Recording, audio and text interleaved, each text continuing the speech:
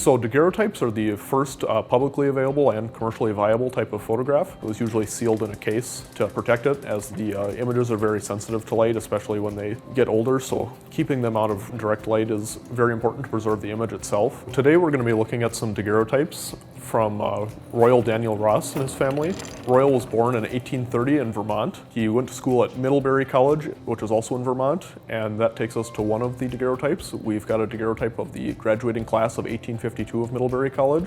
This one is also kind of unique because it's a composite. We've got all 9 members of the graduating class. Typically with a daguerreotype, you'll see just a single person in the photo, but this is sort of unusual in that it's all 9 of them, and is probably one of the oldest photographs in our collection. It can be kind of hard to date older photos in our collection, as a lot of times there's not hard dates for them, or we don't know exactly who they are or who took the photo. After his time in college, he traveled around quite a bit to different parts of the country doing different sorts of work.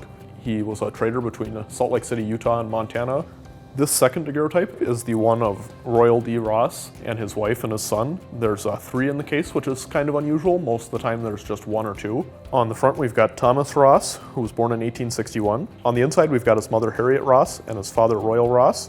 His mother passed away towards the end of 1863, so there's a pretty small window it could have been taken. So we imagine it's probably somewhere in the 1862 or 1863 area that these 3 daguerreotypes were taken. Ultimately, he made his way to North Dakota in 1881. He settled in Steele County in 1883, where he homesteaded along with his son. There's a biography of him that appears in the collections of the State Historical Society of North Dakota in 1908, talking about the early settlers of Riverside Township in Steele County, where him and his son settled. And this last daguerreotype here is from probably about 1850. Again, we don't have a hard date on it, but it's of Horace Eaton, who was Royal D. Ross's father-in-law, who was the 18th governor of Vermont and the 14th lieutenant governor of Vermont. The estimate of 1850 is based on the fact that he looks to be older in the photograph, and that's towards the end of his life.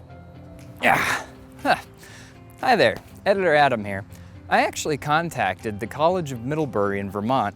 Turns out they've got digitized copies of their college catalogs up on the Internet Archive for viewing. Sure enough, Royal is listed there in the senior class, but page forward once and you'll find out that Horace Eaton is also listed. He was the professor of chemistry and natural history. Can you imagine your professor being your father-in-law?